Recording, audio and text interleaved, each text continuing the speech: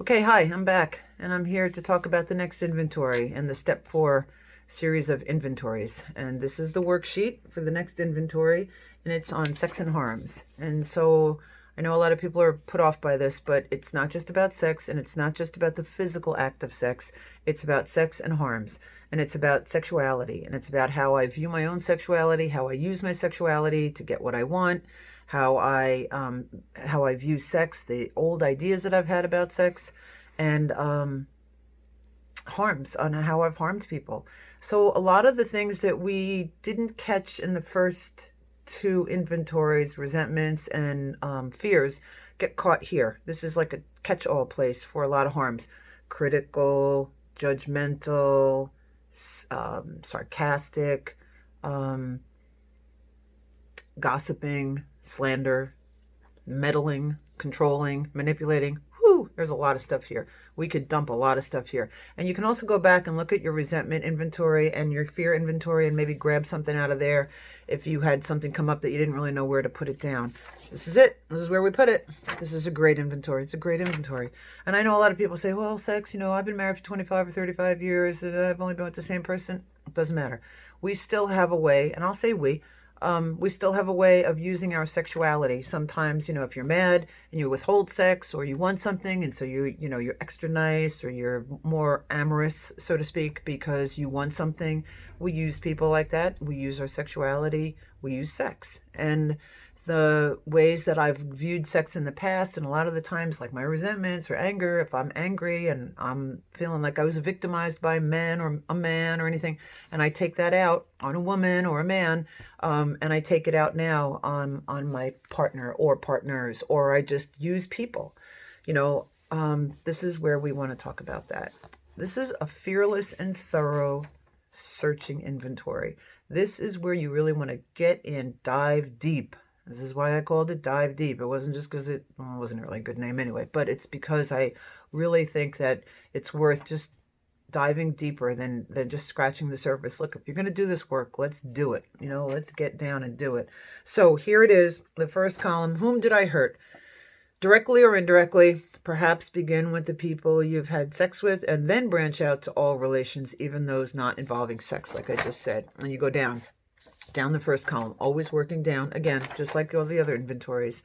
So here would I put, people that I've had sex with, people that I have had, attractions to, that maybe the way I treated someone, or someone that was attracted to me and the way that I treated them. And I could be sarcastic, on sarcasm. That was a treat that I used to love, sarcasm, until I heard that the definition, the Latin root word definition, was tearing of the flesh. And then once I heard that, I was like, that doesn't feel good anymore. That doesn't line up with who I want to be. So sarcasm had to go.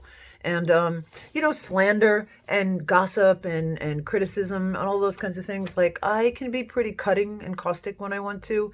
And if it serves me, and like it said, somewhere in between the second and third steps, we were talking about, I think, anyway, there's a part in the big book of Alcoholics Anonymous. I might have to make another video about that. Go back and read that.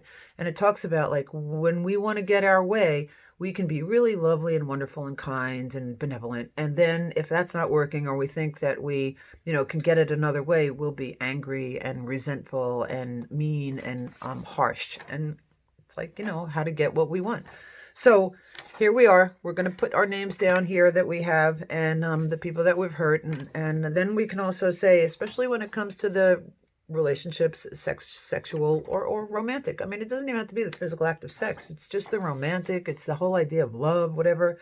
Did I unjustifiably arouse in them jealousy, suspicion, or bitterness? And that's those three columns right there. And we're going to do the same thing. Check, check, check. And, jealousy, did I try to get them to think that, I would talk about somebody else, somebody at work, or somebody that I met at the gas station or something. And I wanted them to think, like, there's other people out there that would like to date me, or there's other people out there that would want me. So you better be nice to me because you could lose me. Probably wouldn't have been such a bad thing for them. But, I was trying to force a solution. I was trying to manipulate the situation. Lots of self-will here. Arousing, jealousy, suspicion, like, where were you? What were you doing? Being vague about stuff, because, I can get a reaction out of them, and I can can manipulate them. I can manipulate the situation. So these are the kinds of things that I use: jealousy, manipulation, bitterness, suspicion, whatever it took. I could either be really nice or I could be really witchy, to get what I wanted. So this is where you want to put those check marks in there. And then you want to go down that column too. And then the next column, I reviewed my own conduct over the years past. Where was I at fault? Where had I been selfish, dishonest, or inconsiderate? What were my motives? And remember to go back and put on the fear inventory any new fears that you find while reviewing your past sex and harms conduct. And then also to pull out from the resentment and the fears inventory any place in there that, you might hurt somebody, or somebody that was not really involved specifically in that resentment, but that was harmed because you talked about that person. Like, I remember I talked about the vet or Susie, and that I went around, slandering her because I didn't really know what the deal was. I was just making this stuff up in my head. This is where my problem is. It's right here. So I went around talking about the vet, and then I'm hanging out at the bar one day, and I'm talking to the bartender and bitching about the vet that killed my dog, because that's the story I've told myself, and I've bought into my own press. And then turns out that bartender is the vet's cousin. And here I am slandering the vet, and it's his cousin. Like, I never know who I'm talking to, and I don't really know what I'm talking about a lot, especially if I was talking about drinking or drugs that were part of this story. A lot of the times, you don't need to be an alcoholic. You don't need to be a drug addict. You don't need to be a sex addict. You don't need to be a gambling addict. You don't need to be an addict of anything to have these steps be super, super powerful and make changes in your life that are just amazing. Just cleaning up your side of the street. And it just gives us this opportunity to open up to a relationship with a power greater than ourselves that could really, really help us manage our lives in ways that we never knew were possible. And to be able to find out, like, what's my purpose here? Why am I here? What am I supposed to be doing? I got to clear away some of this stuff from the past so that I can get a pretty clear shot of what it is that I'm here to do. And this is one of the things that benefits of doing these steps. So I reviewed my own conduct over the years. Where was I at fault? I was really at fault because, listen, I want you to do what I think you should do so that I would be okay. Or I want them to be okay, so you need to fix them. And I'm gonna manipulate or control this whole situation so that I'll get what I want, so that I'll be okay. It's always going to be about me. And when any time that I'm disturbed about something outside of myself, it's always going to be about me. Always going to be about me. And that's good news, because if it's not about me, then I can't do anything about it. If I'm always pointing the finger at somebody else, I got 3 pointing back at me, number one. And number two, if I need you to change or something out there to change so that I'm going to be okay, I'm in trouble. What I really need to do is I need to find out how to get it so that those things outside of me don't have the power to move me around anymore. And when they don't have the power to move me around anymore, then I can act instead of react. Then I can respond instead of react and freak out all over the place and P.S. cause more harms. So this is where I want to find out, what were my motives? Where was I selfish, dishonest, and considerate? I was selfish, dishonest, and considerate all over the place. All over the place. And what were my motives? Pretty typically selfish. And if I'm really willing, and P.S. I go back to my job description about God, that I have a better understanding, which is why we do that. It's not so that we make God bigger. It's that we make our understanding bigger. That's why we did that job description. And I go back and I ask God to help me. Please show me. Please show me my part in this. Please show me what you see. Please show me how I can see this differently, because I get stuck a lot of the times, like in this rut. And so where was I selfish and dishonest and inconsiderate? And if I'm willing to see it, you guys, you'll see it. It'll come up. You'll see it. It'll pop right to the surface. And the motives? Motives are pretty clear too. I know what my motives are, but I really have to spend a little quiet time and really ask for help with this, because my higher power will help me if I am really willing and open-minded to listen. And then I have to listen. They say, prayer without meditation is like ringing God's doorbell and then running away. Just sit tight. Hold on. He's coming. He's coming. Just hold on. Give him some time. He's old. Take some time to get to the door.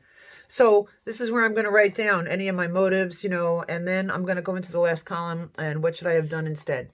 I could have taken it to my higher power, but I didn't really have one that I was working with at that time. What could I have done instead? Thought about the other person. Put that into the equation. Not just about how is it going to affect me. Not just about being selfish all the time and so self-seeking. But a lot of the times I couldn't help it. And at the time I was doing the best I could. Because if I could have done any better, I would have done it. So I'm not here to beat myself up. I'm just here to review the things that I've done in my life, and I want to see where I could have done better and how I could have done better. And then next time when it comes up, I'll be aware of it, so I will do better. Awareness, acceptance, and action. The 3 A's. Awareness, I become aware of it. I accept the fact, this is what I did. This is who I am. This is what it was like for me. And then the action, how can I do it differently? So once I accept it, that's when I can make a change. And so I want to see, what could I have done instead? I could have talked to the person honestly. I could have been honest with what I was feeling. And if they hurt me when you said that, that hurt me, all those things that we were talking about. I forget in which step. Oh, in the resentment step about dishonesty. My sin of omission. I wasn't honest with someone. I was scared you were going to leave me. So I made up this story about how, somebody else was interested in me and you better be nice to me or I'm going to leave. What you guys know. We know. I know what I did. I know how I did it. I just needed a place and a formula to put it down on paper, to work it out, to have someone help me to explain it, and to realize what's the benefit. What's the benefit of doing this work? The benefit is that I am going to get rid of these things that aren't working. I'm taking an inventory. I'm going to get rid of the things that aren't working. I'm going to get rid of these old coping skills that I don't need anymore. I'm going to find out, stock and trade. What do I have? What can I use? And the things that I don't need anymore, I can let go of. It's not like I was a bad person because I did that. No, it's just time to let some things go. It's time to reevaluate. And okay, so now it's coronavirus days. This is like week, I don't know, judging by my hair, week 5, 6, something like that for me. And, I could really use this time to really get quiet and to really pay attention and to ask God to help me to see this stuff, because I would love to come out of this lighter. I'm telling you, when I do this work with people, especially after I do the 5th step, when people read this stuff out loud to me, I can see there's a lightness about them. And I'm not talking about like a bright light or anything. I'm talking about there's this light in their eyes. There's this feeling of like they can take a deep breath again and they feel hope. And that's what this is about. There's that little spark of hope way down deep that that maybe, just maybe this might work for me. I'm telling you, it's going to work for you. And if you work with me and you let me, bring you along and keep going, I'm telling you, I guarantee this stuff is going to work for you, because it's no fail. It's working with a higher power. You can't miss. You don't have to understand the higher power, but the higher power understands you. It doesn't matter what you call it. As long as you believe that there's something greater than yourself and that you're not it, that's the beginning. That's all we need. So this is where we start. Great inventory. Do not miss doing this one. And if you need any help, there's ways. I have a Patreon page and there's tiers that you can get in touch with me in different ways if you want to work with me personally, or if you want to have me answer questions, or if you want to work with me on the phone. There are ways to do that, and I am willing to do that. And it's not about programs. It's not about sponsoring anybody. So it's not crossing over any lines like that. It's just about helping people to understand that this stuff really works and it's available for everybody. So I hope that this helped, and I hope that you can find in this the help that we've all enjoyed. Holy mackerel, it's changed our lives. And there's so many of us that it's changed our lives in ways that are unfathomable. You can't know what you don't know. So once you know it by doing this work, wow. There's a whole new world open up, and it's exciting. It is exhilarating. So I hope you'll keep on coming with me on this journey. And hey, what comes out of the coronavirus thing? Not so bad, because there's some good stuff that comes out of it. I got time to do this. This is one of the biggest things that I hear when people say, I don't really have the time. Listen, you give yourself 15 minutes a day to sit down with a piece of paper and a pencil and the willingness and ask God to help you. I'm telling you, you are going to get through this, and it does not take forever. And you do not have to write your life story, because listen, when they came up with these steps, they were talking about guys who were like low bottom drunks. They couldn't even hold a coffee cup without spilling it, let alone with a pencil and sitting and writing their life story. No, not necessary. The sponsors that were the guys that were helping them, they were sitting there, they were doing the writing, because these guys couldn't write. You got to think about who these steps were designed for. And the fact that they could help so many people in so many ways, this is got to be a divinely inspired program. This is a divinely inspired book, The Big Book of Alcoholics Anonymous. I highly suggest you read it. And you can substitute whatever you want for the word alcohol. But if you're an alcoholic and you think you got a problem with your drinking, you pick up that book, your life will change in ways that you could never have imagined. And like I said that in the 3rd step, you better sit down and hold on, because your life's about to change in ways that, got to knock your socks off. I'm telling you, I guarantee this stuff works. So stick with me and we'll keep going. Got a couple more pages. Now it gets easier. This is a tough one, but now it gets easier. So come back for the next video. Nice talking to you.